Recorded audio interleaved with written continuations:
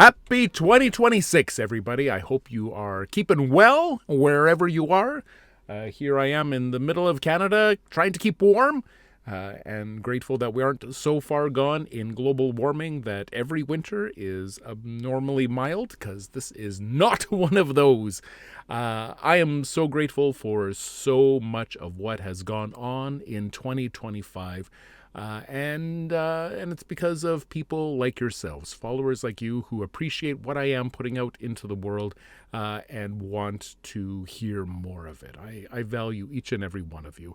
2025 was a year of so many big deals, whether it was moving in with my partner, which was a very big undertaking, very nerve-wracking, and took a lot of work, especially doing it 1 week before kicking off a summer-long tour of Fringe festivals was a big to-do, very stressful, but we weathered that storm. We got through it, and here we are in January, and we're as strong as ever. So that is exciting to know that we were able to get through that really stressful, busy time. That was great. And then following that up with 5 different Fringe festivals this past summer was, I learned so much touring like that. That was tremendous.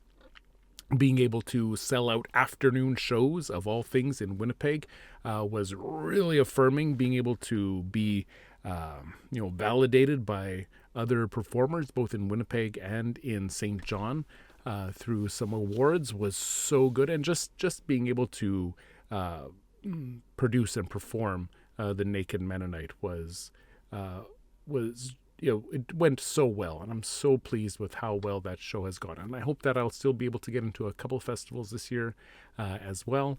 But the 5 that I did this past year was so educational and so validating. Creating content regularly on YouTube has been really good as well.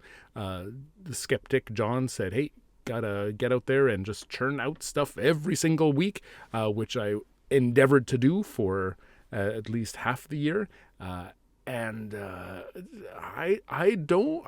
isn't the frequency that I am going to be able to operate on. Not where I am right now, because John, he's able to just make these reaction videos in a very quick fashion, and there's nothing quick about my process yet. I'm learning how to do my process better and faster, but that just isn't me, and it's been good to release that need and discover who I am and what exactly it is that I want to be creating.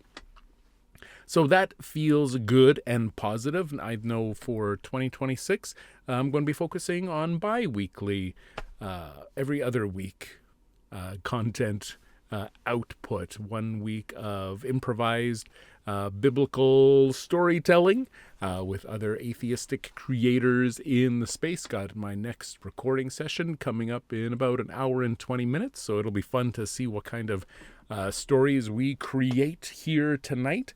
And just getting to know more people in my community. That's been really great. And also just really pushing myself when it comes to creating those videos. When you're improvising live on stage, you can make up whatever it is that you want, and the audience has to use their imagination to see what it is that you are creating. And when I am creating these videos, I don't get that luxury. I don't get to just rely on the audience. I actually have to be drawing and creating and animating everything that we are describing. And it's a good challenge. I did a scene with SR last year that I have stored in the can, and I want to get it out for Easter or Passover. And I don't know how I'm going to animate it, because it's got all this, we're riffing off of Power Rangers, and it's the Egyptian pantheon, and why do I do this to myself? But I'm so glad for the challenge.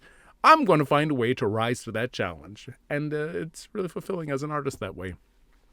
So that is some of the video content that we're going to be seeing coming out on a regular basis, and also just riffing on Bible stories. That was one of the best parts about touring this year, was just getting audience members to call out Bible stories and just to riff off of it and find content that way. Gives me material that I plan on using in live shows down the road. So just getting deeper into the Bible, understanding it better so that I can talk about it more, and create content about it that strips away this holy veneer, this holy facade that surrounds it, and help us to see it for what it really is. So that's content that I've been dabbling in and look forward to creating some more of on a monthly basis.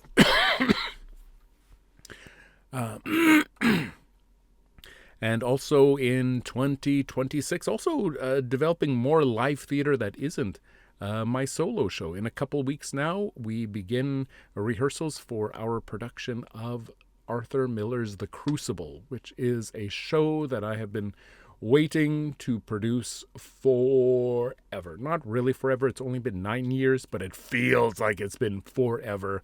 And finally, our table read is in, 2 weeks? In 2 weeks, we're going to have our table read, and we can actually start the process of creating the show. And I'm so excited about that. I'll have more updates on that as the year progresses, because this show is only going up in October.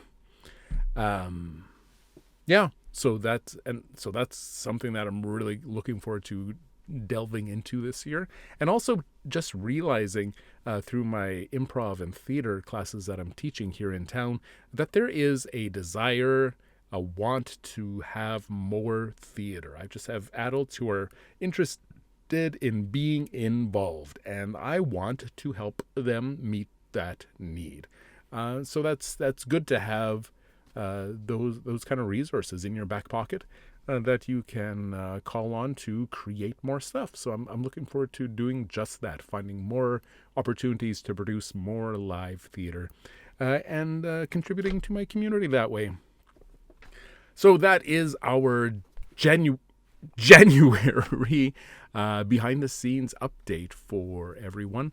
I'm going to try to have even more of these little behind the scenes peeks for folks who are just interested in supporting me. I really value the folks who have said that you want to hear more from me, and I want to give back to you.